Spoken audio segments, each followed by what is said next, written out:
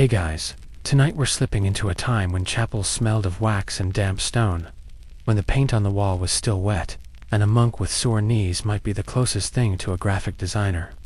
You're trudging barefoot through a dusty road in 12th century France, dodging the wheel ruts of pilgrim carts and the occasional sheep. To your left, a stone chapel rises plain on the outside, sure, but step inside and whoa. The walls are drenched in reds and blues, so intense they almost hum in your ears. You weren't expecting this. You're not in Renaissance Florence. After all, this is medieval backcountry, but somehow, the art around you pulses with life. Figures stretch and tilt, hands bless and gesture, and easiness. Always those staring medieval eyes lock into yours across centuries. There's no perspective yet, not technically, and everything looks a bit flat. But it's working on you. You're hooked. This is art as narrative, art as scripture, art as the closest thing to television they had. And it's centuries ahead of what you've been taught to expect from the so-called Dark Ages. So, before you get comfortable, take a moment to like the video, and subscribe, but only if you genuinely enjoy what I do here. And hey, drop your location and local time in the comments. I always love seeing where in the world you're unwinding with me now. Dim the lights. Maybe turn on a fan for that soft background hum, and let's ease into tonight's journey together. The first thing that strikes you is how alive the walls feel. These frescoes aren't just decoration, they're sermons in color. Artists used lime plaster and pigments made from crushed minerals, insect shells, and even oxidized metals. You're technically standing in a chemistry experiment that's lasted 900 years. That lapis lazuli blue in the Virgin Mary's robe. It came from halfway across the known world, Afghanistan, to be exact, which frankly, is a longer supply chain than most modern fast fashion. You shuffle to the back and lean against a pillar, taking in a scene of the Last Judgment. Angels and demons wrangle souls, like overworked customs agents. The sinners being boiled, eaten, and occasionally tickled by devils with oddly human teeth. But the paint is so vivid, the composition so balanced, it feels modern somehow. You realize this art isn't naive, it's coded. Artists here weren't worried about realism. They were worried about you understanding the moral stakes of your breakfast decisions. Historians still argue whether these artists were anonymous monks or lay professionals traveling from town to town like tattoo artists with divine commissions. Some left signatures, true, but many vanished into the paint, which only makes it more powerful. Imagine pouring your soul into a fresco that took months to finish, knowing your name wouldn't even make it onto the frame because the point wasn't fame. The point was eternity. You notice how people in the fresco seem to float there, not grounded the way people are in Renaissance paintings. That's not a mistake, it's intentional. These figures exist in a spiritual realm, where laws of physics don't apply. It's not wrong. It's next-level symbolic. In fact, art historians today are starting to reevaluate medieval spatial logic.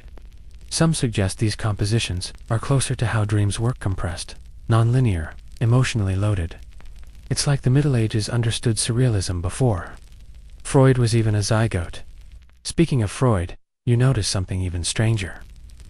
You squint at a fresco in the corner. Is that a pelican stabbing itself in the chest? Yes. Yes, it is. This bird, bleeding dramatically into its chicks' mouths, is a symbol of Christ's sacrifice. Is it biologically accurate? Absolutely not. Is it artistically brilliant? Completely. The Middle Ages weren't concerned with zoological realism. They were building a moral universe in images. A quirky tidbit. Some pilgrims back then were so moved by these frescoes, they'd scratch little crosses into the stone. Next to them early Yelp reviews carved with devotional knives. Some chapels are now covered in these miniature graffiti marks, which seem chaotic until you realize each one marks a moment of awe, of connection, of a soul quietly whispering, "This mattered to me." The air grows still, thick with incense. From a long-gone service, you sit down on a worn wooden pew, imagining the generations that have passed through this space. The frescoes have faded, sure, and some have peeled. But enough remained to whisper something astonishing, that the Middle Ages didn't lack creativity. They redefined it. These artists painted not to impress the elite, but to shift the moral compass of people who couldn't read. That's a pretty high bar for communication design. And then there's the structure itself. Romanesque arches curve above you, weighty and rounded like the backs of sleeping beasts. Later cathedrals would soar, but these early chapels crouch close to the earth, cozy and unpretentious. Their thick walls might have been defensive, yes, but they also make the space feel like a woman closing you, in faith, stone, and story. You trail a finger along a patch of crumbling pigment. The red has faded to rust, the green to a ghost of itself, but still, there's power here. You can feel it.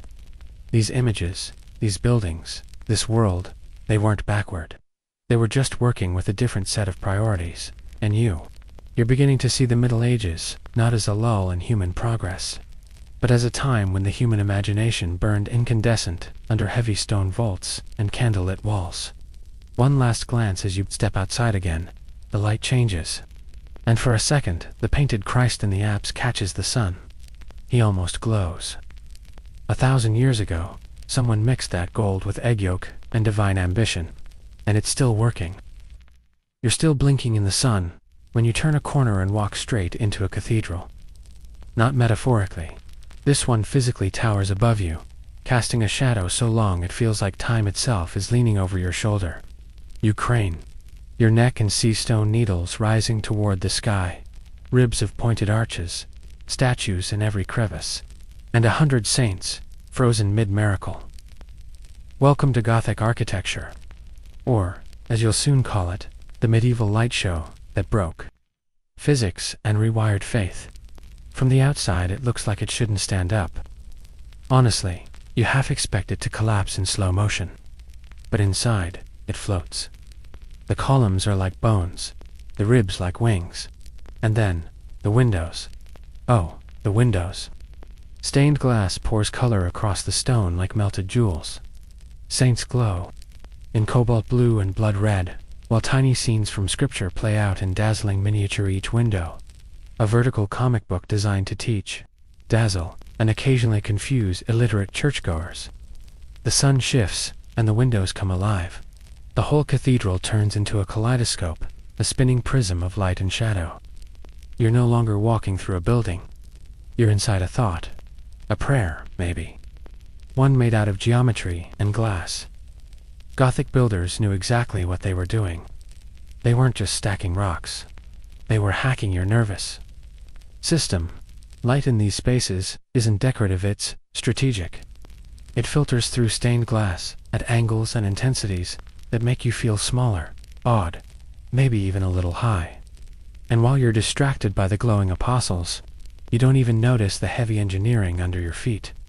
Historians still argue whether Gothic architecture emerged from divine inspiration or a panicked need to outshine rival cities. What we know is that flying buttresses weren't just aesthetic, they were pure innovation. These graceful stone arms redistribute the weight of the building, allowing walls to thin and ceilings to rise. Without them, none of this vertical madness would be possible. You shuffle along the nave, your footsteps muffled by worn stone. You pass rows of carved seats, each one with its own quirky, secret life. Here, a mischievous monk figure moons a demon. There, a grinning dog plays a lute.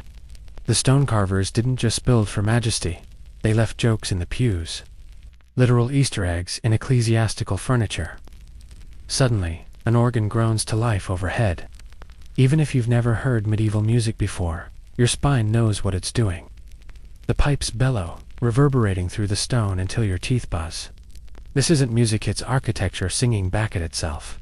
A quirky detail, some Gothic churches had what we'd call medieval sound designers.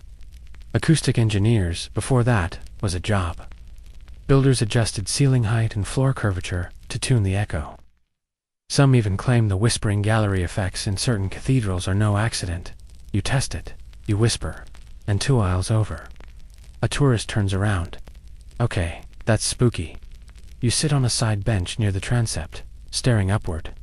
The stained glass above you tells the story of a local saint. He's wrestling a bear in one panel, calmly preaching in the next. No one seems concerned by the sequence. This is medieval narrative structure at its finest. Punchy, weird, and not overly bothered by realism. As you trace the window's edge, you notice the lead lines, those dark, gritty outlines that hold the color in place. They're not symmetrical. They wiggle slightly, imperfect, like veins. And yet, that's what makes them beautiful. This art wasn't meant to be robotic. It was supposed to live, to breathe, to shimmer like truth, even if it bent the rules of physics and anatomy. Outside, the towers cast new shadows, long and deliberate. Back then, some pilgrims would time their visits to when the light hit a certain part of the cathedral, a holy spotlight. It wasn't superstition, it was design. The whole building, from cornerstone to gargoyle, functioned like a 3D sermon. The message: heaven is geometry, divinity is color, and if you stand in the right spot at the right time, you just might glimpse it. Of course, the building also served civic pride. Cathedrals took decades, sometimes centuries to build. They were funded by bishops, kings, and everyday folks, who probably had to give up their wine money to buy limestone blocks. These cathedrals were status symbols. They shouted, "Look what we did," across time and borderlines. You walk to the back, toward the rose window. It's not a flower, not really, but it might as well be. Radiating petals of glass, each section, its own perfect metaphor. This wasn't just medieval art. It was a medieval worldview made visible. Order in chaos. Color in suffering. Light in stone. You lean against a cool column, thinking about how modern glass feels sterile compared to this. Today's windows are designed for efficiency. Back then, every window was a theology lesson. Cosmology in red and gold. You wonder if people really understood it, or just marveled blindly. Then again, isn't that the point? As you step out once more into the daylight, the cathedral looms behind you, more spaceship than church. Its spires stab the sky. Its shadows still chase you. You've just exited a time machine disguised as a Templar building that makes you feel like a speck, a soul, and a circuit in something much, much larger. And you can't help but wonder, figured all this out first? Who laid the first stone and said, make it taller, thinner, louder with light? And how did they know we'd still be standing here, centuries later, looking up? Now, your boots crunch lightly over gravel as you make your way into the quieter part of the abbey, the cloisters, where the real magic happened. No crowds, no booming organs, no sunlight pouring through 100-foot ceiling, just stone corridors, dim light, and the faint rustle of parchment. You follow the sound into a room lined with wooden desks and windows smeared by candle smoke. The air is thick with ink, dust, and an odd metallic temps. Welcome to the medieval script. Books were made by hand, and gold could bleed. You pause at the entrance and soak it in. Rows of robed figures hunched in silence, scratching words onto stretched animal skin with feather quills. Goose for the fancy stuff, crow for everyday curses. They're not just copying, they're crafting. The letters curve like vines, leaves, sprouting from the capital L's, dragons curling around the margins. You watch as one monk dips a brush into a tiny bowl. The paint glows like fire. That's not ordinary pigment, it's powdered gold, mixed with egg white. Yep, they painted with literal treasure. Each manuscript here is a marvel. You spot one open to a page that looks like it came from a dream, swirling reds and blues. Symmetrical knots that seem to move if you stare too long. It's like the paper's alive, or enchanted. And maybe it was, at least to them. These weren't books. They were portals. Portable chapels. The sacred encoded in pigment and patience. Mainstream history loves to fast forward to Gutenberg and the printing press. But honestly, those monks were running a slow-burn content factory long before print on demand was a twinkle in humanity's eye. A single book could take a year or more. And that was with a full staff. Scribes, rubricators, they added the red ink.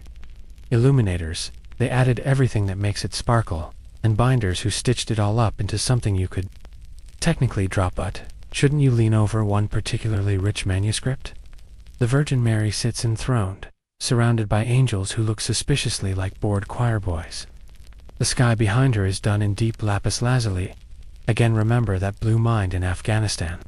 Yeah, they crushed that into powder, shipped it across deserts, and smeared it delicately onto goatskin, so that one angel's halo could glow in the right way. Quirky fact time. Some manuscripts contain what are known as herbals, or illustrated plant encyclopedias. But the illustrations are, let's say, imaginative. You flip to a page, showing a mandrake that looks like a shrieking potato with legs, and a basil plant, drawn with a face that appears to be judging you. It's charming, and alarming. But, two medieval minds, this was science and symbolism combined. They didn't just want to know what a plant did. They wanted to understand what it meant. Historians still argue whether these images were attempts at accuracy or purely allegorical. Stand-ins. Was that snail meant to be anatomically correct, or a metaphor for something else, like sin? Or the French? They really didn't like the French sometimes. Either way, you're struck by the dedication. Even the tiniest border animal or twisted vine was done with deliberate care.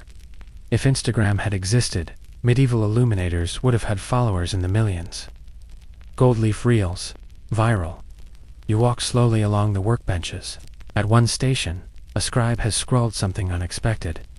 In the margin, a confession. In Latin, you ask your imaginary translator to whisper the translation. This parchment is hairy. I hate it. Another scribble nearby says, my hand is tired. And a third, the ink is bad today. That's right. Medieval monks invented the work rant. These weren't serene vessels of divine transcription, they were overworked. Undercaffeinated humans just like you. But they were also geniuses. You remember that medieval manuscripts weren't just Bibles. They were everything: calendars, medical texts, love poems, bestiaries, how-to guides for curing goat colic with herbs, and whispered prayers. They were society's external hard drives, crafted one painstaking letter at a time. And don't forget the marginalia. Ah, yes, the strange little side characters that frolic beyond the text. One page shows a knight fighting a giant snail. Again. You've seen 3 now. What was it with the snails? Historians still aren't sure. Some say they represent cowardice. Others think they're visual puns. One scholar proposed that they mocked the slow-moving bureaucracy of the church. You chuckle at the idea that medieval monks were throwing shade through snails. Your fingers trace the edge of an open manuscript. The vellum animal skin feels soft and oddly warm, like it's breathing. You realize that these weren't just books, they were relics. Artifacts that held power. To read one was to enter a visual trance. To paint one, that was devotion through color. The scriptorium quiets again. A beam of late afternoon light slides across the desk, hitting a golden letter G, and bouncing it straight into your eyes. You blink, half blinded. And for a moment, you understand what they were aiming for. Not just illumination, but revelation. You weren't meant to read this art. You were supposed to feel it. You step back toward the door, leaving behind the monks, the paints, the whispering pages. Outside, the wind rustles through the cloister garden. You glance at a vine twisting up a stone wall and wonder how many manuscripts it inspired. Then you smile. Somewhere out there, a modern designer is struggling to make a website pop. Meanwhile, a 13th century monk is chuckling in his grave, gold paint still under his nails. You wander further from the cloister and find yourself in a sun-dappled courtyard, quiet and overgrown. Birds flit between ivy-covered columns. It feels peaceful, like nothing important ever happened here. But tonight's story takes a twist. Because around the corner, past a heavy wooden door with rusted hinges, you're about to meet a part of medieval history most people forget. The women who painted, patronized, illuminated, and imagined their way into history even when history tried very hard to erase them. You duck through the doorway into a cool chamber lined with manuscript pages, altar panels, and murals. You're in a gallery now, but this isn't just any collection. Every piece here connects to a woman, sometimes cloaked behind a male monastic order, other times boldly signed with her name. The air crackles with something like rebellion, not loud and fiery, but persistent. ink on parchment, color on panel, wisdom hidden in pigment. Your eyes land on a glowing page from the 12th century. The style is unmistakable. Concentric circles, golden stars, crimson rivers flowing in and out of a crowned figure with wild eyes. It's one of the visions of Hildegard of Bingen, Benedictine, abbess, composer, poet, healer, and oh yes, mystic. Visionary who claimed to receive direct transmissions from the divine. You take a step closer, and the image practically hums. Hildegard didn't just write her visions, she directed the illustrations, crafting an entirely new, iconographic language for divine experience. Fringe detail, her visions included medicinal uses for herbs, cosmic diagrams of the soul's journey, and what some scholars now describe as early proto-neuroscience. Historians still argue whether Hildegard's visions were divine revelation, or a form of migraine oribut. Either way, she painted the medieval imagination from the inside out. And she wasn't alone. You move down the corridor. A wooden triptych gleams softly. The outer panels are worn, but the inner one shows a queen kneeling before the Virgin Mary, her robe lined with gold thread. That's Queen Melisende of Jerusalem, a crusader queen who, in the 12th century, co-commissioned one of the most extraordinary illustrated Bibles of the era. It's massive, it's wildly intricate, and it's utterly unlike anything coming out of France or Rome at the time. It blends Eastern Christian, Islamic, and Latin styles, fusing cultures that were officially at war. You begin to notice a pattern. These women didn't just sneak into art history, they shaped it. Sometimes through paintbrushes, more often through patronage. Noble women and abbesses funneled resources into abbey workshops, book production, and church decorations. They chose which stories got told, which saints were enshrined, which artists got hired, and which colors quite literally defined sacred visions. A surprising moment. You lean in to study a panel painting of St. Catherine debating a group of male scholars. Her expression, calm, smug, absolutely unbothered. Turns out she was a popular subject in convent art, not just for her martyrdom, but for out-arguing every man in the room. You suspect a few nuns really enjoyed painting her. One corner of the room is devoted to Claricia, a 13th century German laywoman who studied in a convent and left behind an illustrated psalter. In it, she drew herself into a capital Q, swinging gleefully from the tail like a kid on a rope swing. At self-insertion. It's one of the earliest known portraits of a female artist in a manuscript. Not only did she draw herself, she made herself part of the alphabet. You can't help but grin. That's not just clever, that's legacy. You sit on a worn bench, under a lancet window, letting the sun warm your back. Outside, you can hear church bells in the distance. Inside, you reflect on the quiet force these women exerted through brushstrokes, bookbinding, vision, and voice. They weren't anomalies. They were part of a hidden network of creation that extended through convents and courts and studios. Quirky aside, some convents even had their own mascots. Pet deer, squirrels, and cats lived alongside the sisters, and sometimes made their way into the margins of manuscripts. One famous psalter includes a cat swiping at a nun's inkwell, whether that's observational drawing or spiritual metaphor. Well, historians still argue. You get up and move toward the final piece on the far wall.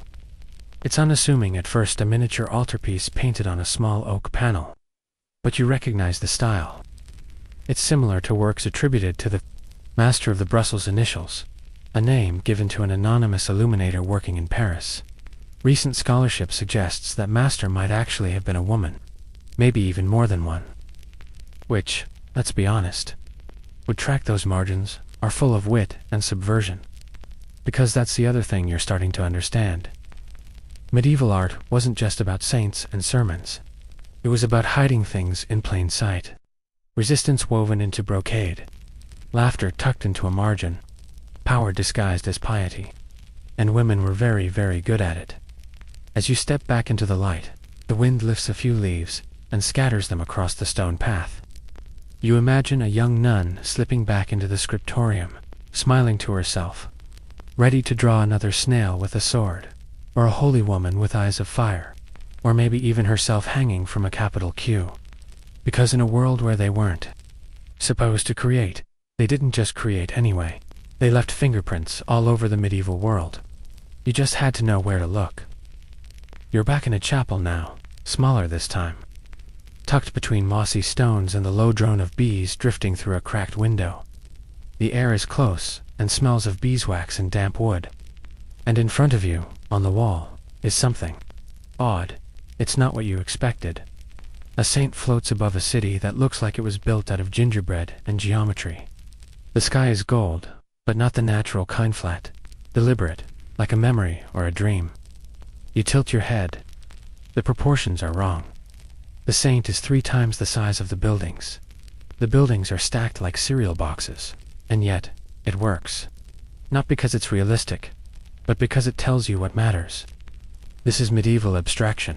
Long before Picasso broke faces into fragments, medieval artists were already warping the world to express the invisible. You blink slowly, letting your eyes take in the strange elegance of it. One figure has no legs, just a floating robe. Another is angled unnaturally, as though she's turning in 3 directions at once. The background flattens into layers of color.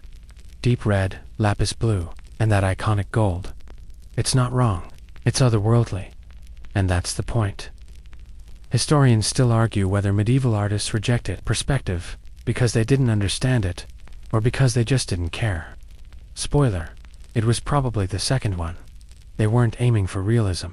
They were building a visual hierarchy, a way to show you what was spiritually significant, not just what physically existed. Bigger saints, flatter time, symbolic space. This wasn't a failure of technique, it was a whole other grammar of visual storytelling. You lean closer and notice the gestures. A saint's fingers point upward, impossibly elongated. A haloed child raises one hand in a blessing, though the proportions make him look like a bubblehead. You chuckle softly, and realize you're doing the exact thing modern viewers are trained to. Do judge art by how real it looks. But that's like watching an opera and complaining no one's using microphones. The gold catches the light again, and suddenly it all makes sense. This isn't paint pretending to be reality. It's paint pointing past reality. Each gleaming surface is meant to draw your eyes into the divine. The figures don't stand in space because they're not of this space. They hover in eternity, unconcerned with gravity or vanishing points.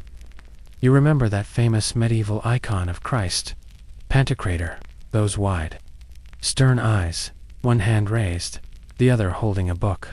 His face is split subtly, left side serene, right side stern. He doesn't just look at you, he watches. It's eerie, brilliant, and centuries ahead of modern portrait theory. Some scholars argue the asymmetry is deliberate, meant to convey divine duality, mercy and judgment, compassion and command. A fringe detail. Some artists experimented with symmetry in ways that bordered on mathematical. You find an altarpiece with a geometric layout so precise it could double as a board game. Every figure is placed with intention. Left and right echo each other. Top and bottom tell mirrored stories. It's like a visual fugue, or sacred origami. And then there's the color. Medieval artists had a whole symbolic palette. Blue wasn't just pretty, it was purity, divinity. The heavens. Red could mean love, or martyrdom, or divine fire. Green was life, growth, rebirth, unless it was on a devil, in which case it meant decay and corruption. Every pigment had a purpose. You weren't just looking at an image, you were decoding a visual language. You spot one curious little painting, a scene of the Nativity, but the baby Jesus is glowing like a light bulb, and everyone else is doing jazz hands. You squint. Why is Joseph standing behind a curtain? Turns out, that's a visual convention. He's not uninterested, he's contemplating. Also possibly confused, depending on the artist. Either way, his position has meaning. So does the ox and ass peeking through a window. And the tiny, perfectly round star hovering overhead like a Google Maps pin. Every oddity is a symbol, a theological footnote in paint. You sit down on a stone bench and close your eyes for a moment. You imagine trying to explain abstract expressionism to a medieval artist. We just throw paint at the canvas, and let emotion decide. They'd probably smile, nod politely, and then show you a 12th century mural where heaven folds into itself like a collapsing star. Saints drift across gold leaf, and time unspools in bands of red and blue. You realize something else. This abstraction wasn't just artistic, it was temporal. Medieval art often told stories all at once. One panel might show 5 moments from a saint's life, jumbled together in visual sequence, past, present, and future coexisting, because the divine didn't follow a clock. You weren't looking at time. You were looking through it. Historians still debate how conscious this layering was. Whether medieval viewers truly understood the symbolism, or just absorbed it like sunlight through stained glass. But honestly, doesn't matter. The point wasn't clarity, it was immersion. One more painting catches your eye before you go. A crowned Madonna sits under an arch, but the arch curves weirdly, like it's being tugged sideways. Her throne floats slightly. The folds of her robe form a pattern too perfect to be clothed. You stare at her face. It's calm, distant, knowing. Not human, not alien, just outside. That's when you finally get it. Medieval abstraction wasn't naive. It was cosmic. They weren't trying to replicate the world, they were trying to outgrow it. And maybe, just maybe, they succeeded. You rise, quietly, and slip back into the hallway. Behind you, the gold gleams one last time, catching the corner of your eye. A visual echo, a sacred glitch, a medieval wink across space and time. You walk slowly now, through a corridor lined with manuscript pages and carved wood, until you reach a narrow gallery where the real mischief begins. It's quiet until you start looking closer. Because here, in the spaces most people skip, the margins of medieval books come alive with some of the weirdest, wildest, and most delightfully unhinged art humanity has ever created. Welcome to the strange and snarky world of medieval marginalia. You stand before an open manuscript, expecting the usual saints, prayers, maybe a little decorative vinework hand instead. You're greeted by a rabbit, decapitating a man with a sword. No explanation, no caption, just violence and fluff. You blink, look again. On the next page, a fox dressed as a bishop preaches to a congregation of geese. Next to that, a naked man jousting a snail. You don't know why. No one knows why. But you can't look away. This isn't art for the altar. This is art for the board scribe, the prankster monk, the illustrator who finally snapped after illuminating 80 pages of psalms. And it's glorious. Bizarre beasts, fighting monkeys, flatulent demons, musical pigs, and humans in various stages of embarrassment, told quietly into the edges of holy books. Historians still argue whether these marginal images served spiritual, psychological, or simply comedic purposes. Were they moral allegories, hidden satire, just doodles? Maybe all of the above. The truth is, the margins were a playground, a place where rules softened and imagination stretched its legs. You move to another displays. One a book of ours from 14th century England. The main text is pristine, the borders, chaos. There's a nun chasing a frog, a dog playing the bagpipes, a knight being pooped on by a bird, mid-battle. You're starting to sense a pattern. The margins are where the medieval world let loose. If the central image is a prayer, the border is the smirk that follows it. A quirky fact. Some scholars believe scribes added humorous marginalia to keep readers alert. A jolt of absurdity among the reverence. Others suggest it was a quiet rebellion, a way for artists to talk back to the system without saying a word. After all, what's the church going to do? Excommunicate a monkey riding a goat? And while it seems silly, there's a kind of brilliance in it. These strange little drawings tell us more about medieval psychology than any king's decree ever could. They reveal a world deeply human, full of laughter, fear, superstition, and sarcasm. People didn't live in quiet reverence 24/7. Giggled, gossiped, and drew butts in the corners of their books. You linger at a particularly strange image, a man being attacked by a giant snail. Again, That snail has shown up 5 times now. It's become a recurring villain in your journey. Some think it represents cowardice. Others claim it's a metaphor for slow, creeping death. One theory even links it to commentary on the French aristocracy. Still, no one really knows, which makes it kind of perfect. It's a medieval meme cryptic, repeatable, oddly relatable. You start to appreciate just how dense these borders were. Every square inch is packed with meaning or mischief or both. Look over here, a pair of lovers tangled in a tree, while a monkey watches and takes notes. Over there, a bishop giving communion to a bear. And in the bottom corner, a man mooning a passing procession of saints. Again, no one's quite sure why, but you're beginning to understand the impulse. These weren't just marginal jokes. They were alternative narratives. Stories running alongside the sacred ones. Visual footnotes written by people who weren't in charge of the script, but found a way to scribble on it anyway. It's resistance through absurdity.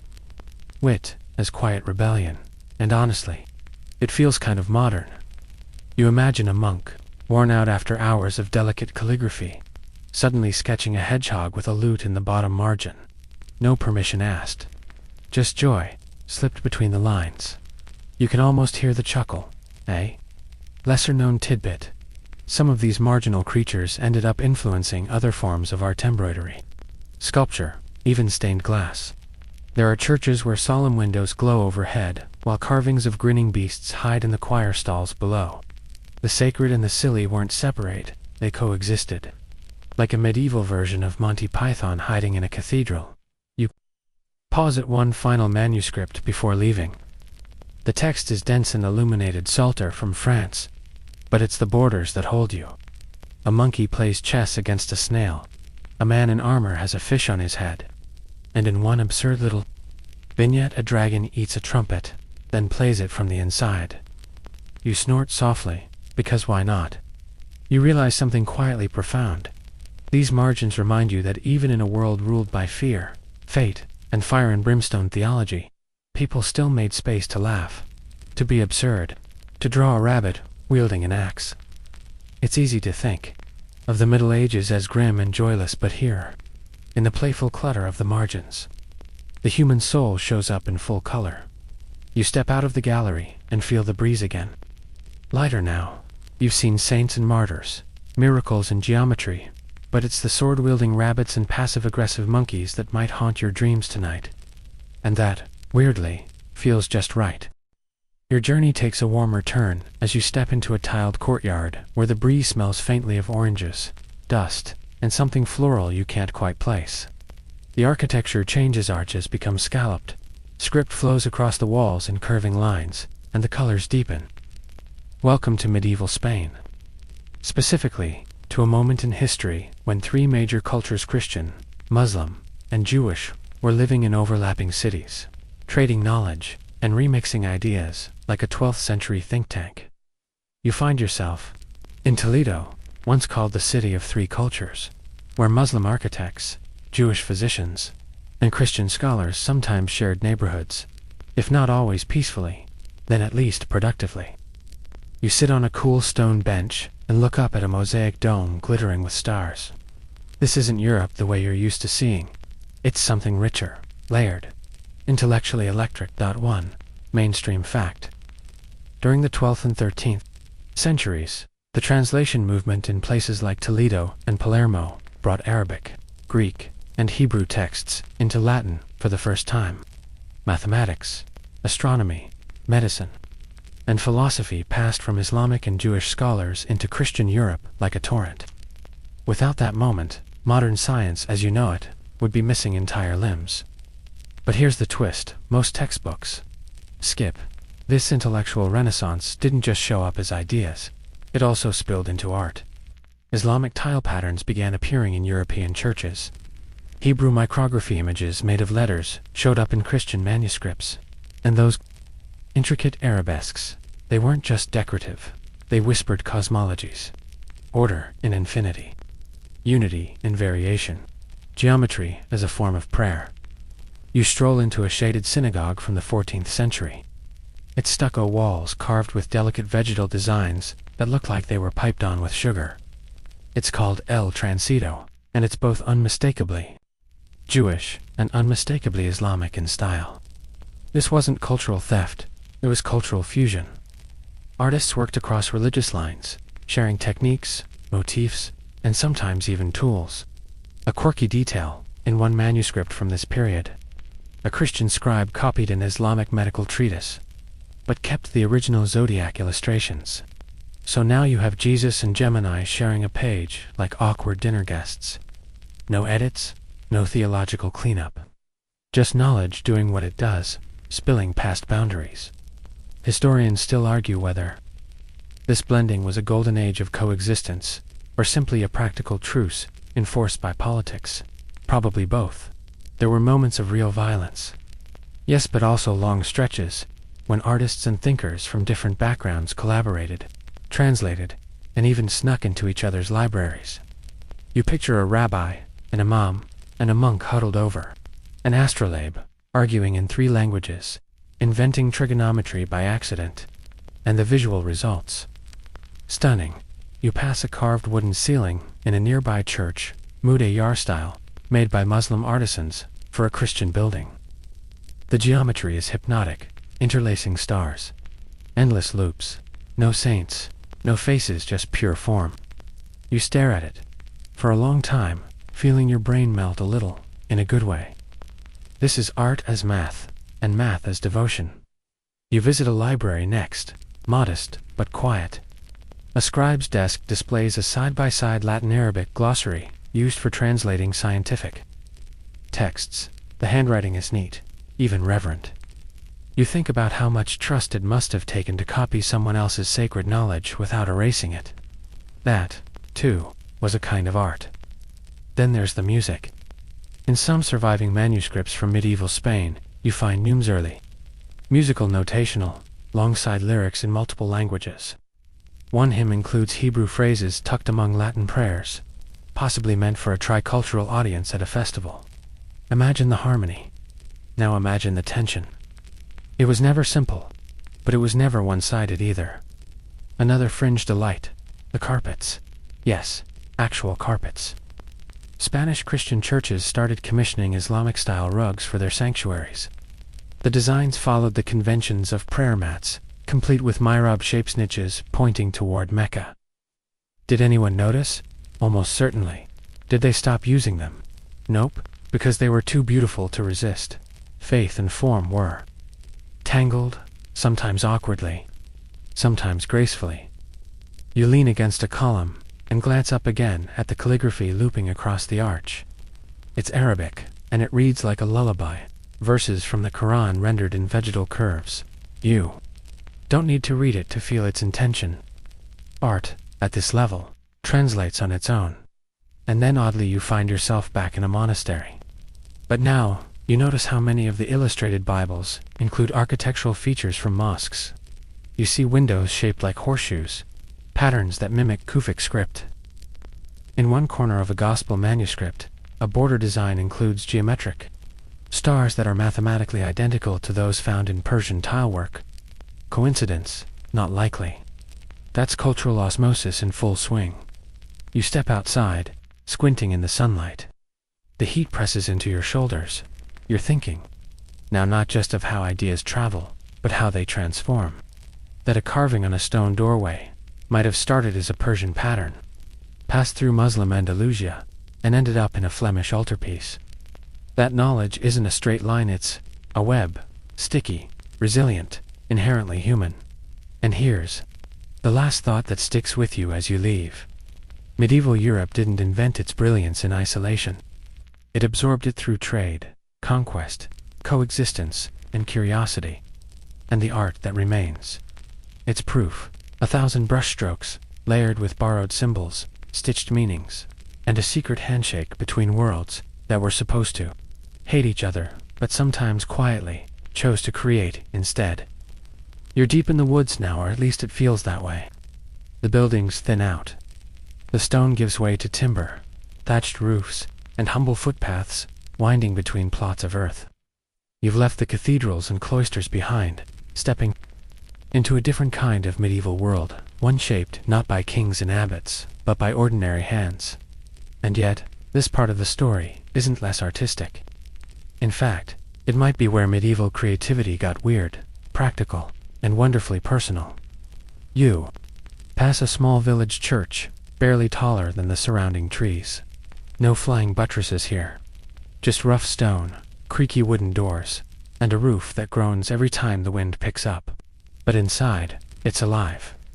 You push the door open, and are greeted by the faded faces of saints painted directly onto the walls. The plaster flakes in places, a bit of water damage here and there, but you can still make out halos, hands raised in blessing, and an angel who might also be a chicken. It's charming. Welcome to the world of folk art and parish wall paintings where local artists, often with no formal training, took big religious stories and filtered them through local myth, humor, and whatever pigments they had on hand. It's where Jesus wears a robe that looks suspiciously like a wool apron, and the devil has pig ears. You stand there, surrounded by earnest weirdness, and you feel oddly at home. One mainstream fact: the church encouraged these murals as a kind of poor man's Bible. Most villagers couldn't read Latin or anything at all, so art became their scripture. Visual storytelling, painted in bright reds, dusty ochres, and faded greens. Simple, bold, memorable, and yes, sometimes deeply strange. You move closer to a scene depicting the Last Judgment. Heaven is a cozy walled garden with smiling saints, lounging under apple trees. Hell, meanwhile, is a gaping red mouth filled with demons who appear to be having way too much fun. One is playing a drum made of a man's stomach. Another is stirring a pot of souls with a wooden spoon. It's morbid and hilarious. Quirky detail: in many of these parish murals, the devil is painted in blue, not red. Why? Historians still argue. Some think it was due to pigment availability. Others suggest blue was associated with cold, death, or sadness in medieval color theory. Either way, it's oddly soothing to be damned in Periwinkle. As you leave the church, you wander into a cottage where a woman is weaving at a loom. Her hands move automatically, feet pressing petals, thread passing through thread in a rhythm older than memory. This isn't art the way a cathedral is, but it's creative labor of the highest order. You watch as a pattern emerges. Birds, vines, stars. Not random, not purely decorative. Every image here means something to someone. A prayer for rain, a wish for fertility, a charm against wolves. Medieval textile work, especially among women, was rich with symbolism. Embroidered tunics weren't just clothing, they were messages, flags of identity, sometimes even contracts stitched in silk. And tapestries. Those weren't just for insulation. They told stories, long ones, epic ones, like medieval Netflix. Only it took 5 years to stream an episode. You visit a nearby hall, timber-framed and drafty, but proud.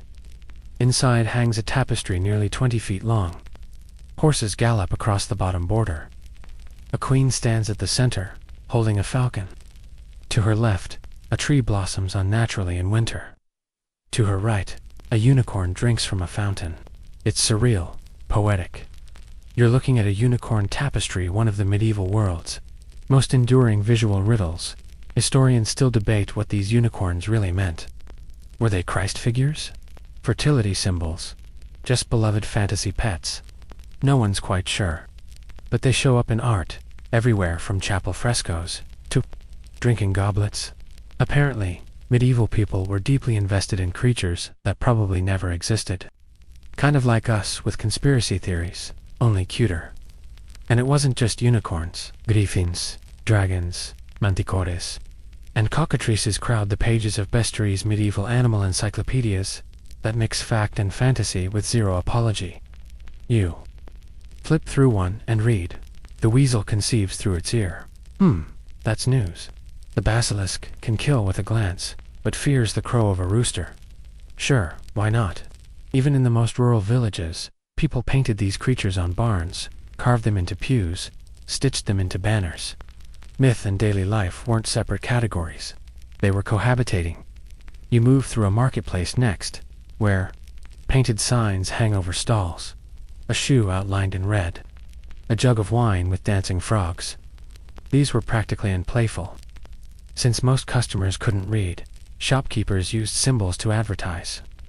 One pub had a sign of a bear with a beer mug, another simply showed a loaf of bread with wings. You pause at that one, curious.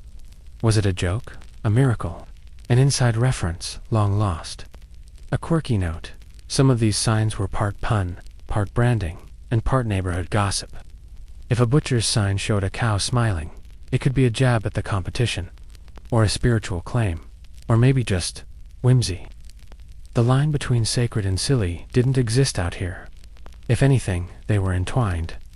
As you pass back into the woods, a final scene catches your eye. It's carved into the lintel of a barn, a sun, a crescent moon, and a figure holding a wheel. Maybe it's Fortune, maybe it's the Virgin, maybe it's the farmer's niece who liked turning wheels.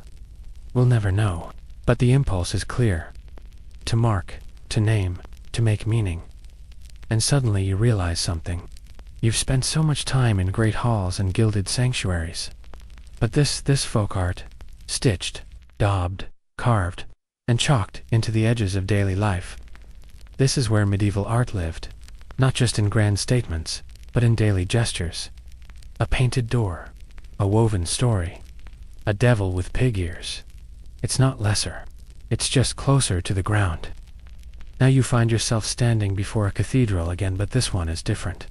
Not because of its size or spires, but because of what's happening on the outside.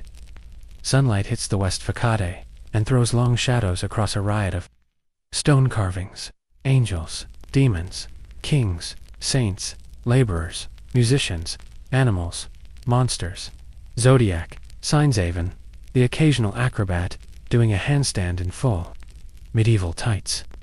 You're not sure what to look at first, because this is the great secret of Gothic architecture.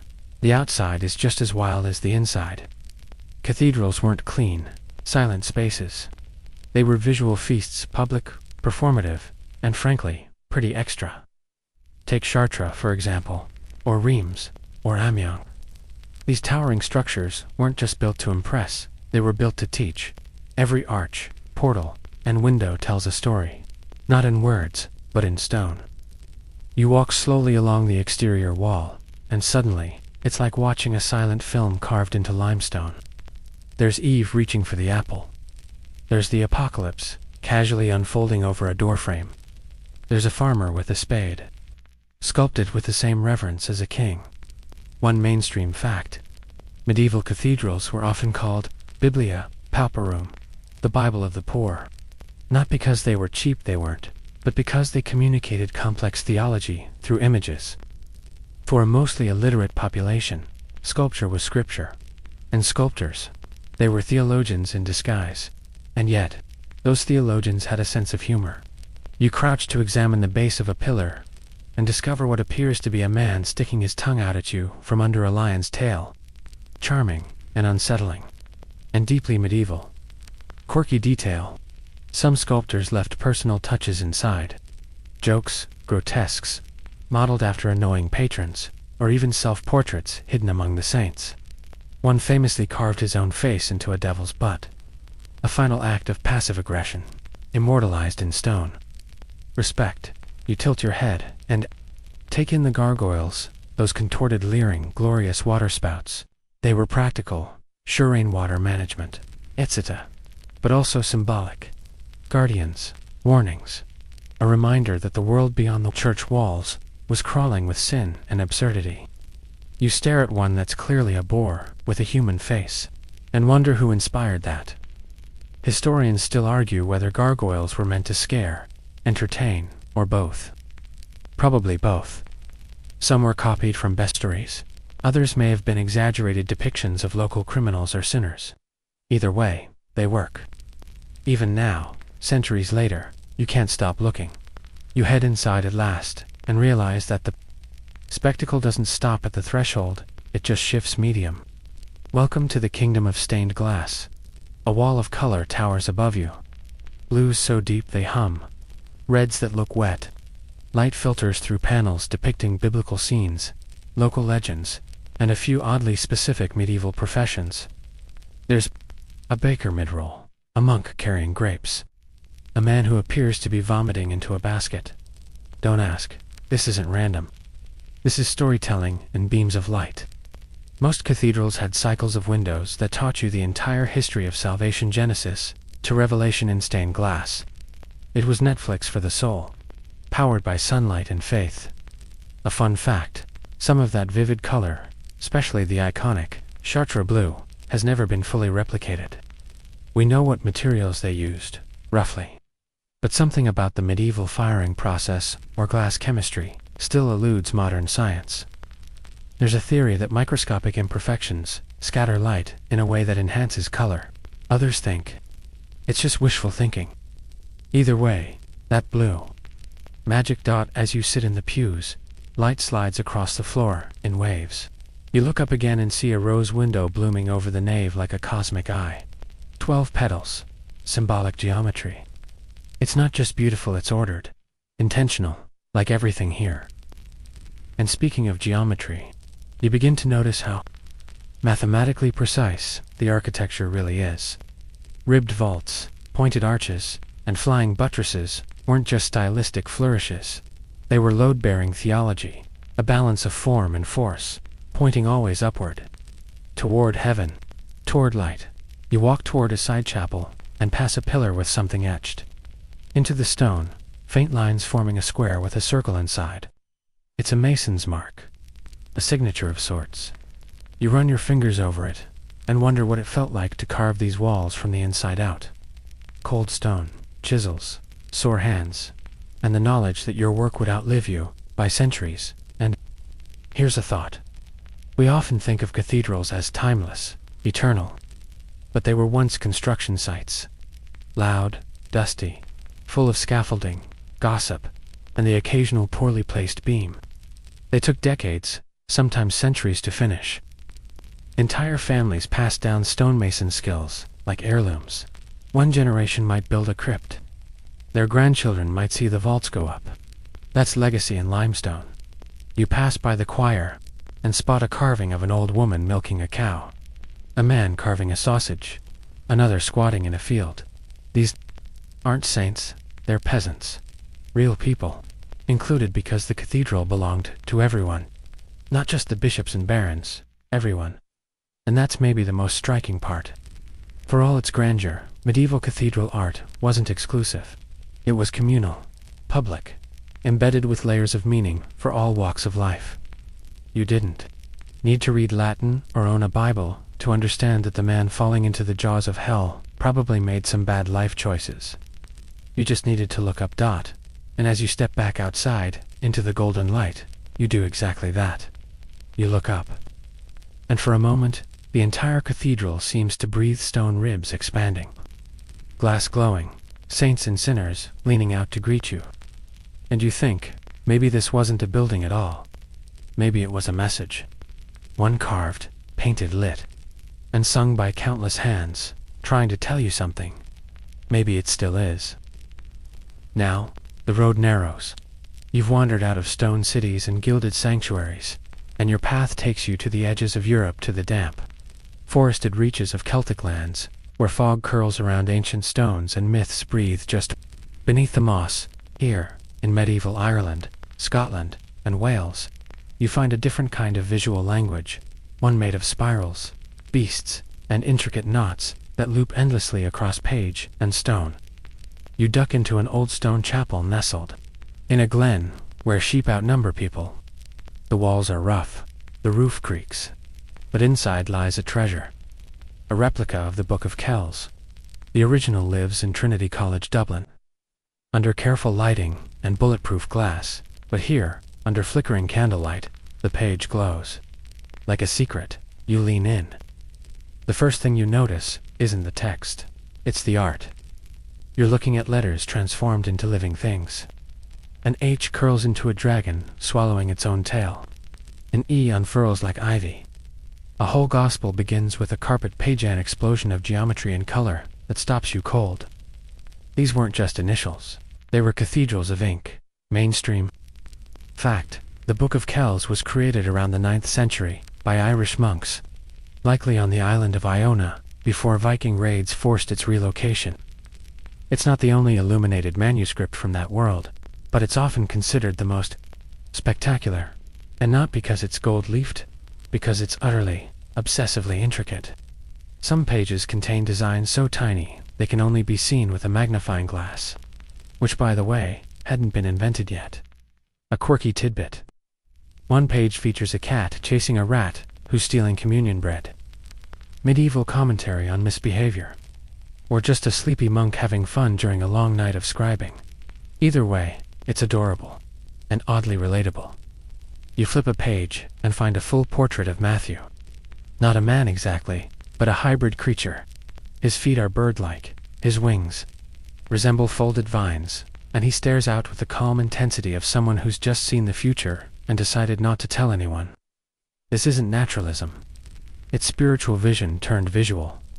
Historians still argue whether these Celtic illuminators were influenced by Eastern Mediterranean manuscripts, local stone carving traditions, or earlier pagan art, probably all of the above, because the line between sacred and pre-Christian here was thin, and often crossed with a wink. You head outside to a weathered high cross, standing in the grass. Its arms are ringed with stone creating the iconic Celtic cross shape, and every surface is carved with scenes. The crucifixion, the Last Supper, a handful of knotwork beasts that might be angels or just really optimistic cows. One figure holds what looks like a harp. Another may be wrestling a fish, or a sin, or his own cousin. It's unclear. That's the thing about insular art, it never quite explains itself.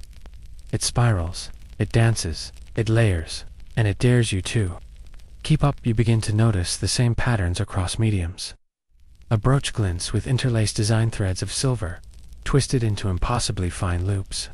A stone slab bears an Ogham inscription, running not horizontally or vertically, but up the edge, like a side note. Even leather-bound reliquaries shimmer with designs that seem less like decoration and more like spells. One famous example, the Arda chalice. Crafted in the 8th century, it's a two-handled silver cup used for Eucharist, and it looks like something aliens might serve moon nectar in. Rings of filigree, inlaid enamel, delicate lettering. No single element is harmony made visible. But it wasn't all sacred art. Even the secular objects here were deeply decorated. A simple comb might bear a pattern worthy of a royal tomb. A sword hilt could double as a shrine. You start to realize that in Celtic medieval life, utility and beauty were never at odds. Every object was an opportunity to say something more. You pause by a stone, well, just a hole in the ground with a few offerings around it. Ribbons, coins, a plastic saint someone clearly left last week. This is what survives of older beliefs. That water has memory, that stones can speak, that symbols carved in wood still hold power. The church may have repurposed the stories, but the aesthetic stubbornly remained. Another fringe delight, early Irish gospel books sometimes included marginalia that had nothing to do with religion. One monk famously wrote, "The work is done. Let the writer now sing." Another, "My cat Pangerban is chasing mice, while I chase meaning." Art wasn't just labor, it was companionship. You cross a field to a standing stone marked with ancient spirals. No saints, no crucifixes. Just curves repeating themselves until your eye loses track of where they begin. You remember that Celtic art was famously aniconic for a time. No human figures, no holy portraits. Just pattern and presence, a worldview expressed in shape, not face. Historians still debate why these designs persisted so long after Christianization. Some say it was resistance, others say it was reverence. Maybe both. Or maybe these artists simply saw no contradiction in knotting the old world into the new dot. The wind picks up, you hear the rustling of grass, the distant bleat of a sheep, and the creak of a ruined tower watching over it all. You've seen cathedrals of stone and stained glass. But this is a cathedral of pattern, a liturgy in loops. And as the sky darkens, you realize how much of medieval art didn't aim to explain. It aimed to enchant, not to show you the world as it is, but to invite you into its mystery. You step through the fog again, but this time it's different. The land flattens out. Wind tugs at your cloak. And there, rising from the fields like something summoned, is a fortress not of stone, but of parchment. Rows upon rows of books, scrolls, and tomes tucked into wooden shelves, their spines worn, their pages whispering secrets.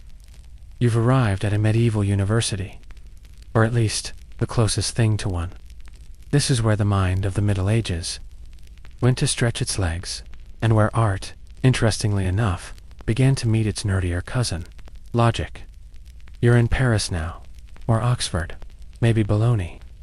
It's hard to say this scent of ink and candle wax is the same everywhere.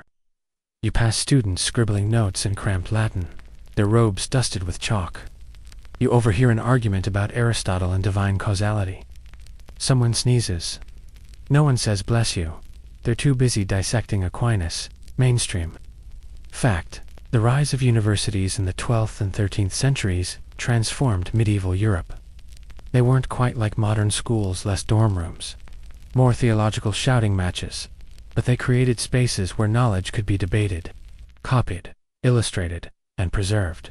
And art, as usual, crept in through the margins. You lean over a student's shoulder and see a commentary on De Anima by Aristotle. The main text runs down the center of the page, while glosses the professor's notes. Other scholars' opinions, and the occasional joke curl around it like vines, and in one corner, a drawing of a donkey wearing reading glasses. Because even in academic manuscripts, the urge to doodle never dies. A quirky delight, one Oxford manuscript from the 14th century contains a complete, extremely serious theological treatise, interrupted by a dancing bear, on page 27. Was it a metaphor, a mistake? Historians still argue. All we know is the bear has excellent rhythm.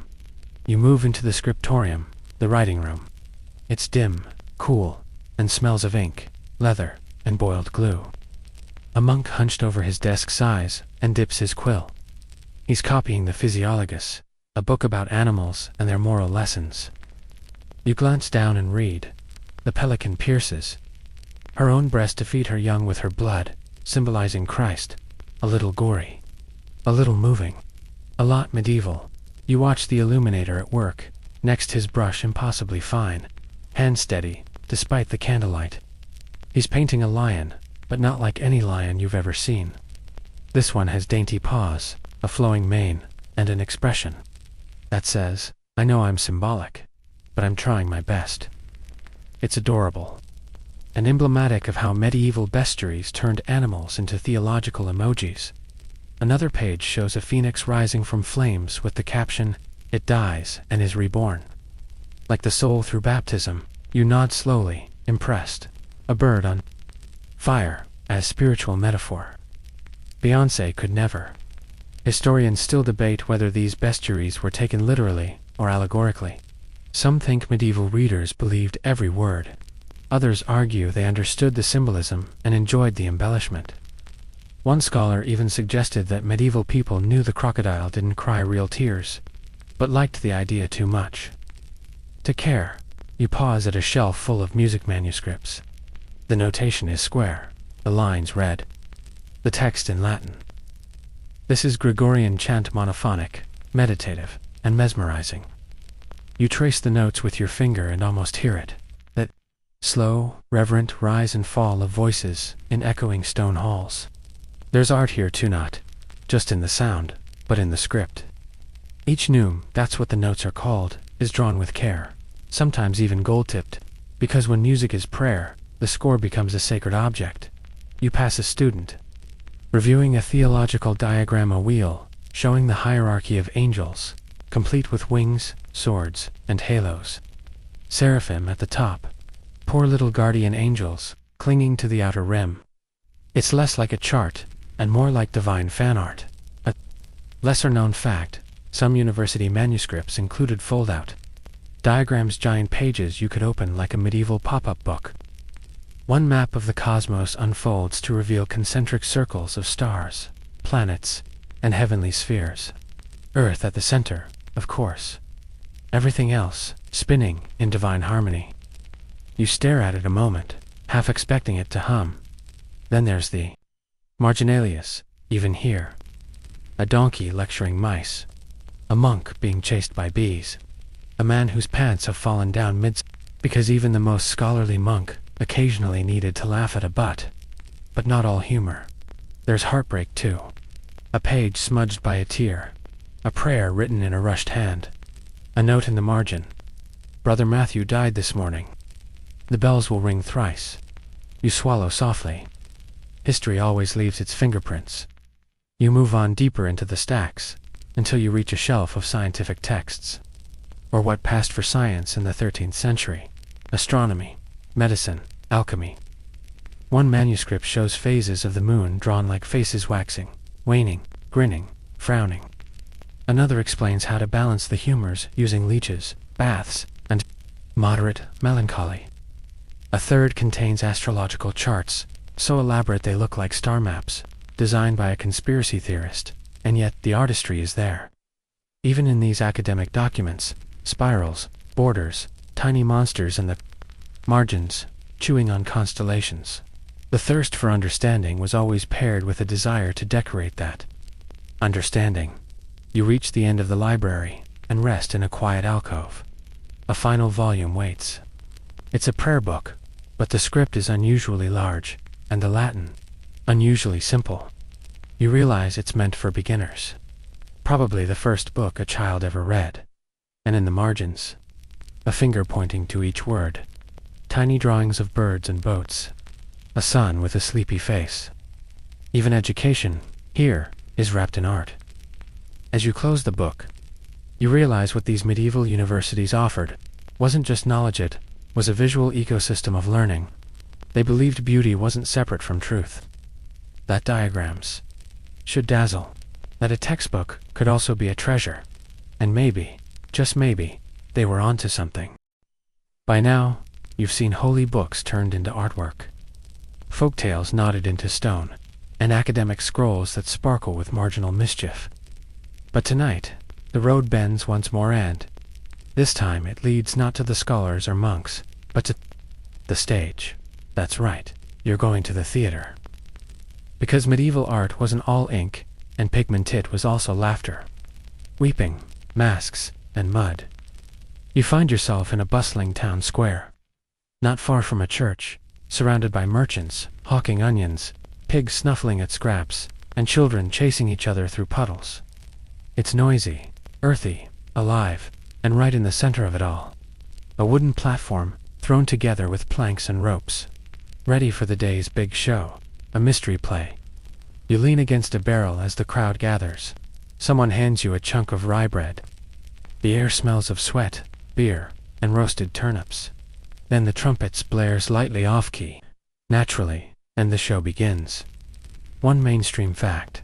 Mystery plays were a major part of medieval life, from the 10th through the 16th century.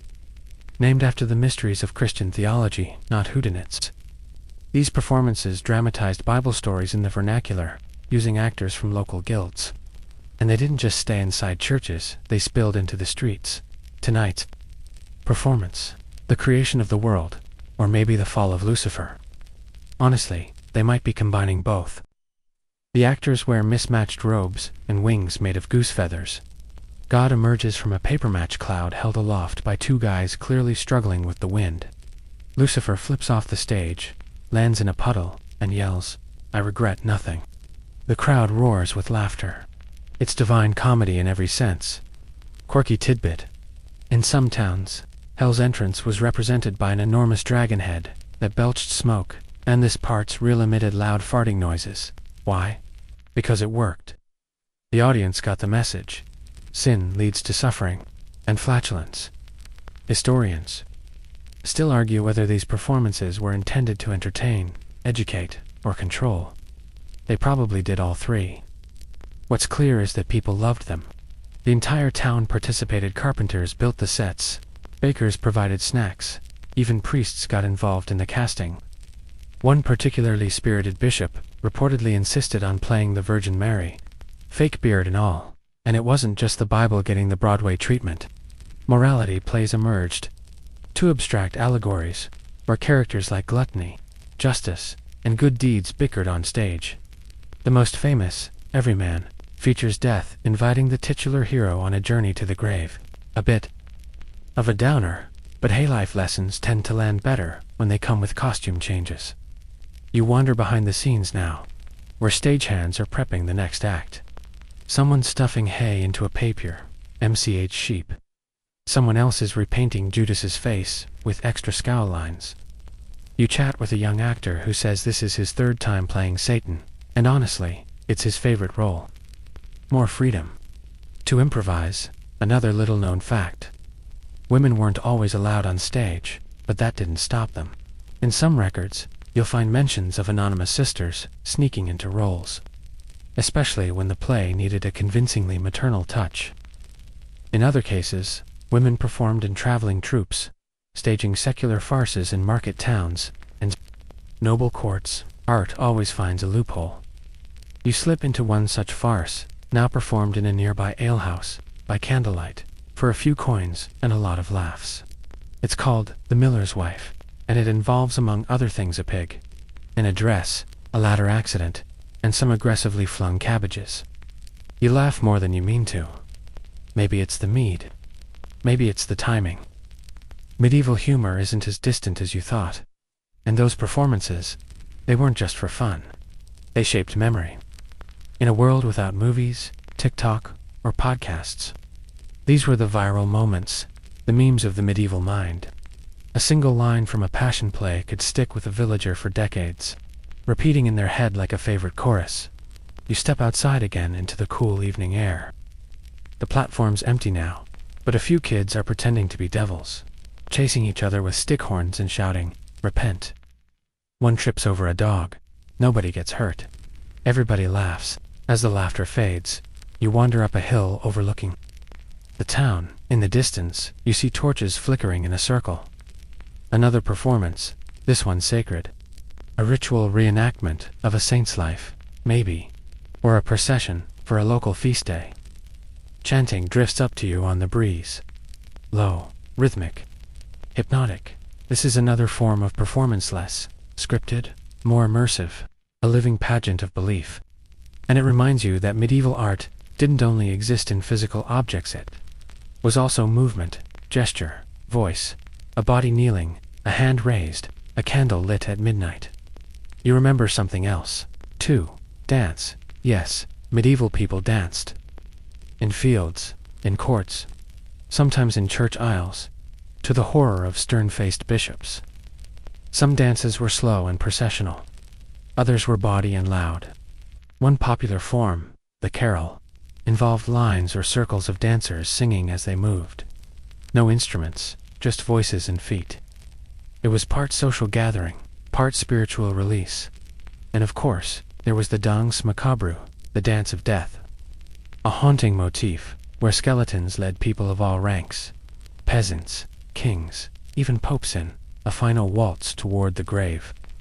You might see it painted on cloister walls, carved into chapel beams, or yes, performed in open-air pantomime. A reminder that no matter how fancy your tunic, we all end up with the worms. That's the beauty of medieval performance. It was funny and sad, sacred and profane. A communion of sorts between actor and audience, between heaven and earth. And always, always, it asked you to participate, to clap, to weep, to remember. You close your eyes and picture it all again.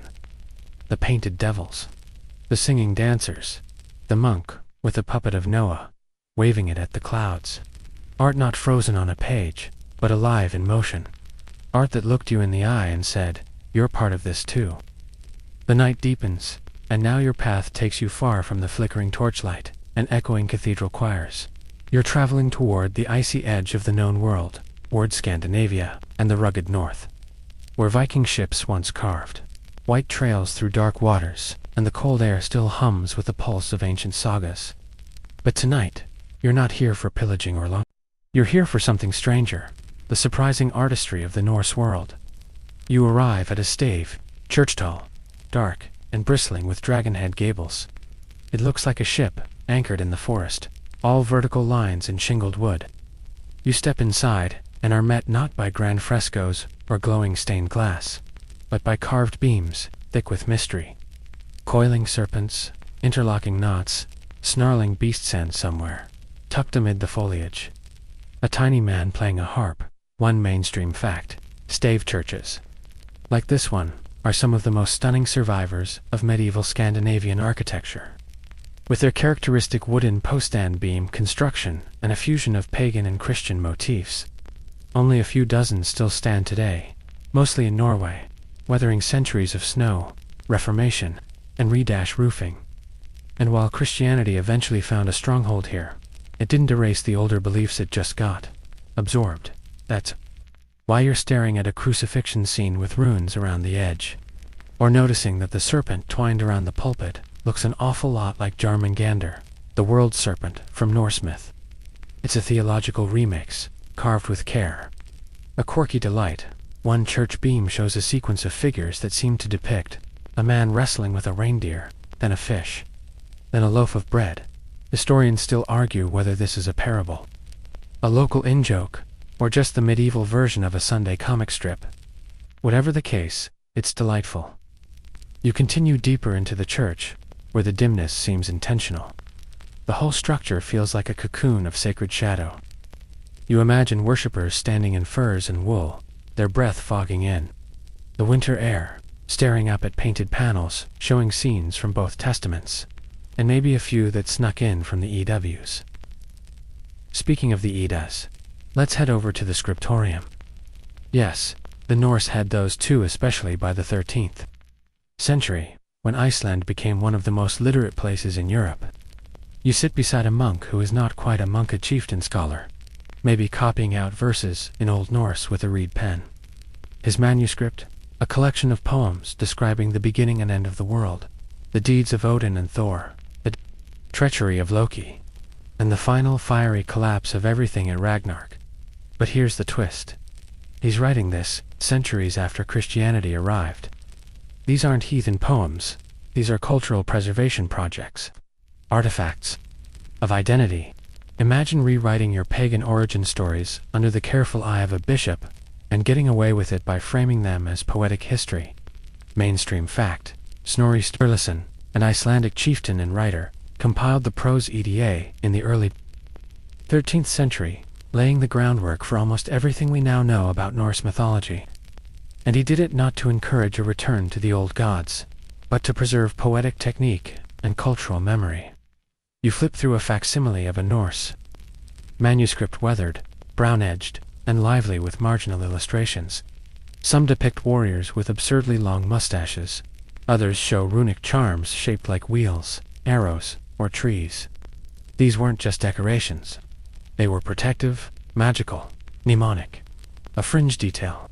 In one Icelandic grimoire, known as the Galdrbok, you'll find staves, symbolic, magical signs designed to protect against thieves, win court cases, or cause sleep. One particularly peculiar symbol claims to make fish leap into your boat. You file that one away, just in case you ever take up medieval fly fishing. You head out again. This time through the fjords, where boat carvings tell stories of voyages both real and mythical. In one museum, you stand before the Oseberg shiphan, actual Viking burial ship uncovered from a mound, its wood still carved with curling animal heads and interlaced vines. This wasn't just a vehicle. It was a sculpture, a floating reliquary, a final act of art. And then you notice something even stranger. Textiles, yes, Viking tapestries. Fragile, faded, but unmistakably narrative. One fragment shows women weaving, something that looks suspiciously like fate-long threads trailing off into the distance. Another shows a boar-headed dancer, mid-step. These images weren't just decoration. They were stories, stitched into daily life. Just like in the rest of Europe. You pass into a longhouse now, smoky and low-roofed. In the corner, a skald is performing a saga. He doesn't read it, he sings it, chants it, recites it in a rhythm. That's part battle hymn, part lullaby. And this too is artorial, musical, and laced with metaphor. A shield becomes the moon of the hall. A sword is the serpent of wounds. This isn't just poetry, it's code, a tradition. of kennings that turned speech itself into puzzle work. Historians still debate whether these poetic traditions were meant for common folk or elite courts. The truth, probably both. A good saga could make you laugh, cry, or fall asleep with your eyes wide open. Much like, well, this. One last object catches your eye before you go a runestone. Tall, stark, covered in angular letters that almost look like branches. It stands alone in a field, like a frozen shout. You trace the inscription. It's a memorial, a tribute. Thorold raised this stone for Catil, his brother. He was brave. He died well. You exhale slowly. The sentiment needs no translation, because in the end, even the fiercest warriors wanted to be remembered, wanted their names carved in something that would last. And whether it was runes on stone, beasts on timber, or staves on parchment, they trusted their art to carry them forward, into memory, into myth, into tonight. And now you find yourself slipping through a final, quiet door.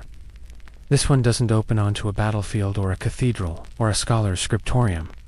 It opens onto silence, a cloister, a square of grass surrounded by low arcades, where sandals scuff against stone and the air smells of lavender and wax. Welcome to the monastery, not the gilded grandeur of church interiors, but the inner sanctum where medieval minds turned inward and art became meditation. Here, the world slows down. You walk past rows of monks, some young, some ancient, each bowed over a task, illuminating, copying, binding, or simply contemplating. You don't disturb them. You just watch. Mainstream fact. Monasteries were among the most prolific centers of artistic production in the Middle Ages, especially from the 6th to the 12th centuries. Far from being isolated bubbles, they were buzzing with creativity. Scriptoria, gardens, workshops, even herbal apothecaries, all part of a rhythm where art, labor, and worship blurred into one. You follow the hum of activity toward a tiny room lit by a single arched window. A monk is seated at a slanted wooden desk. He holds a quillgoose feather, trimmed just so, and dips it into oak gall ink. The manuscript before him is humble. No gold, no miniature dragons. Just plain, clean lines of Latin. Psalms, maybe. Or a rule book. But his focus is pure. A soft chuckle escapes from the desk next to him. That scribe's page is full of marginal doodles. A bishop writing a snail. A dog with a human face.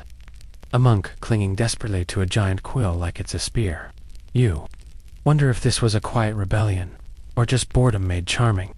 Either way, it's unmistakably human. You move on to the herbarium, where another monk is painting plants in astonishing detail. Every leaf, every root.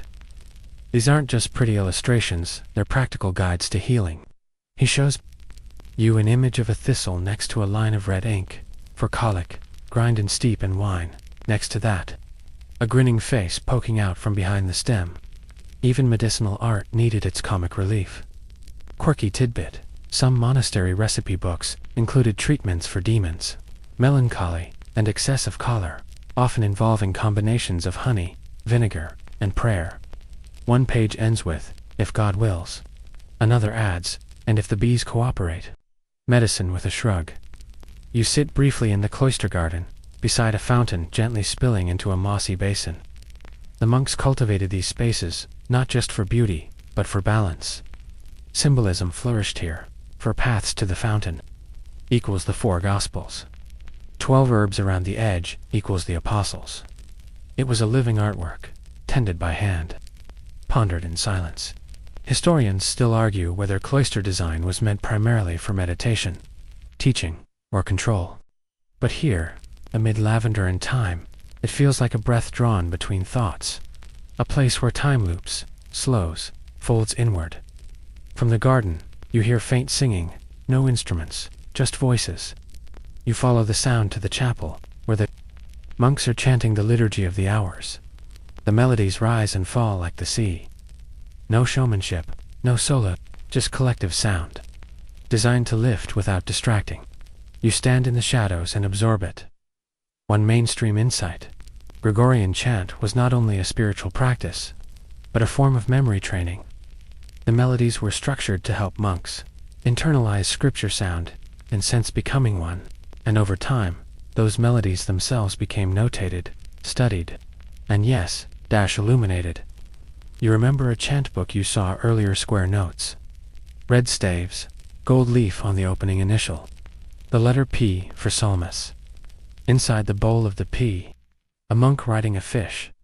Another doorway leads you into the monk's workshop. A brother is carefully shaping a candle. Another grinds pigment with a pestle and a slab of marble. He explains the recipe: lapis lazuli for blue, vermilion for mercury and sulfur, and the rarest pigment of Alterian purple, made from thousands of crushed sea snails.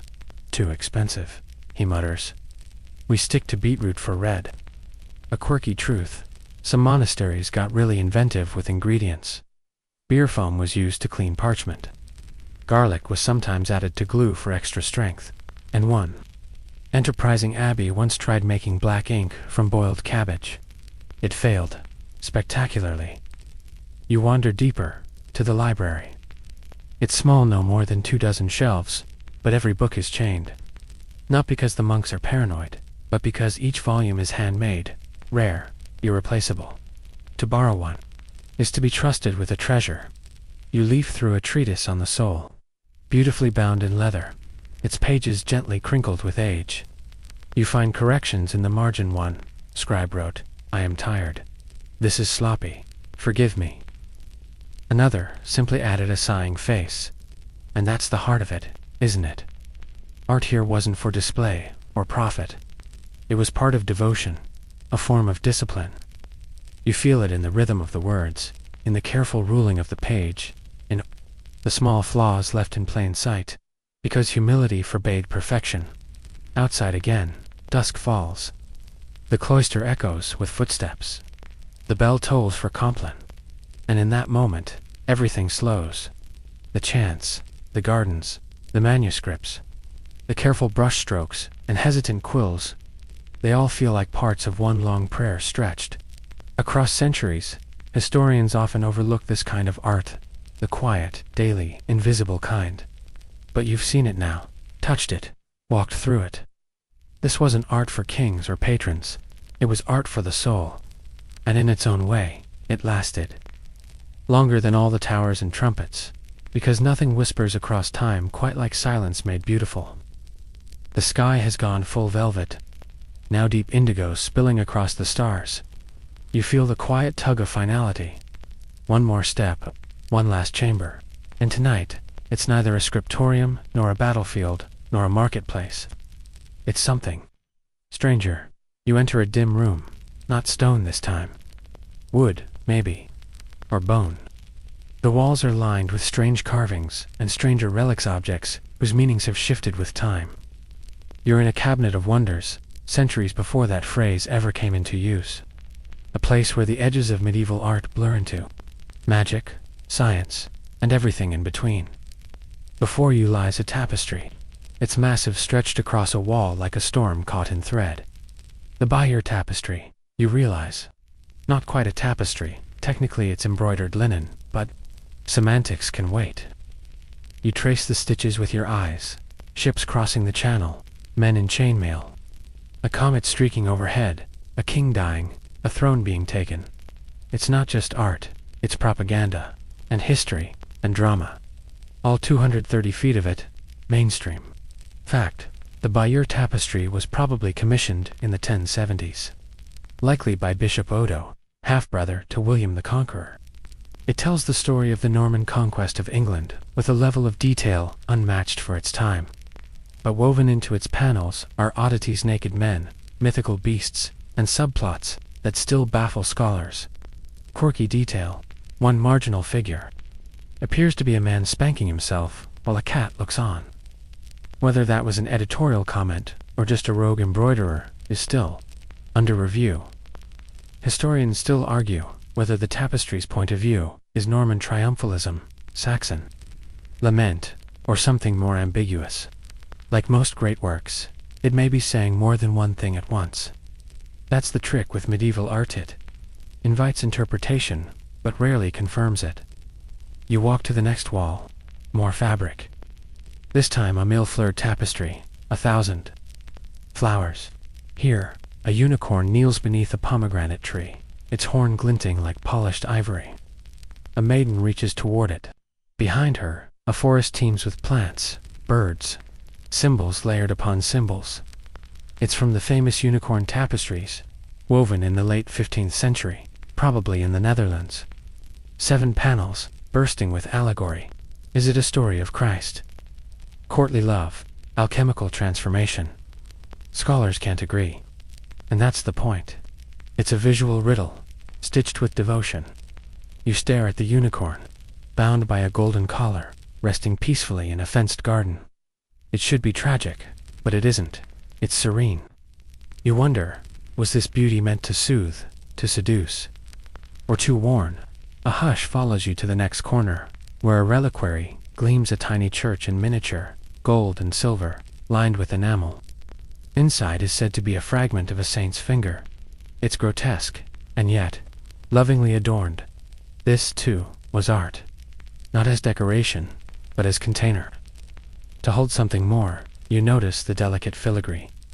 The tiny figurines of angels. The gems placed not for wealth, but for light, each one catching fire in the candle glow.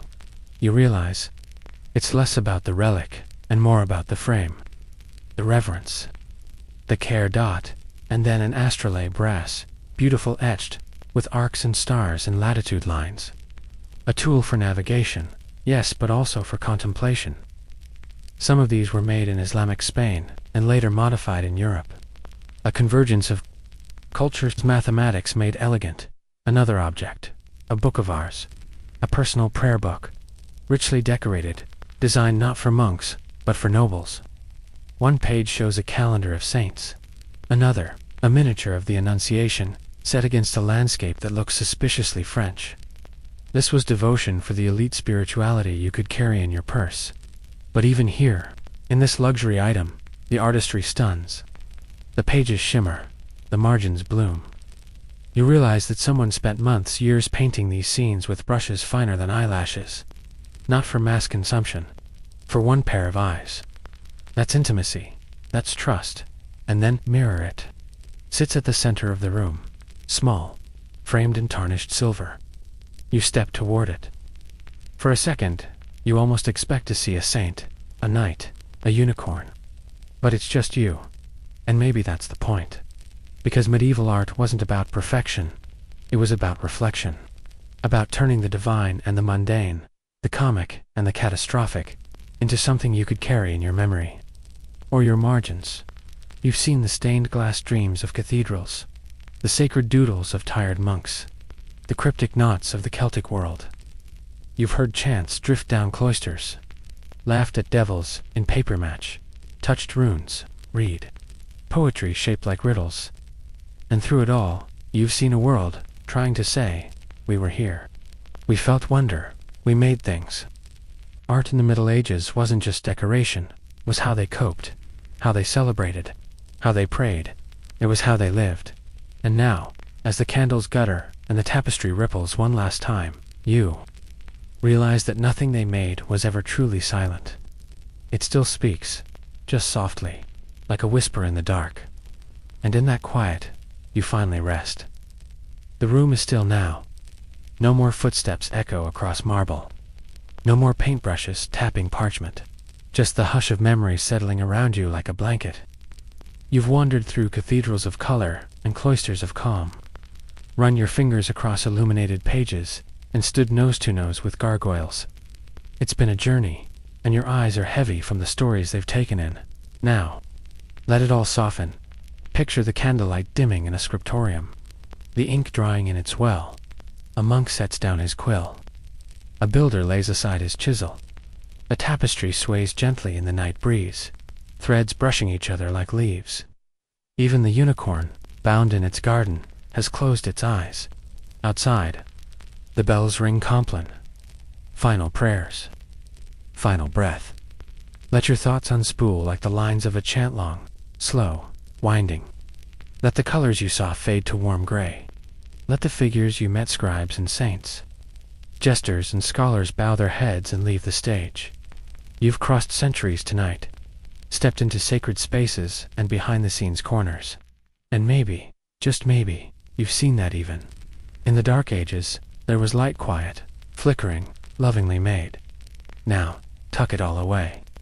The dragons, the devils, the dancing monks. Close your eyes, let the silence of carved stone, the hush of turning pages, and the low hum of Gregorian voices guide you into rest. You are part of this now. You've heard the art whisper, and it says, sleep.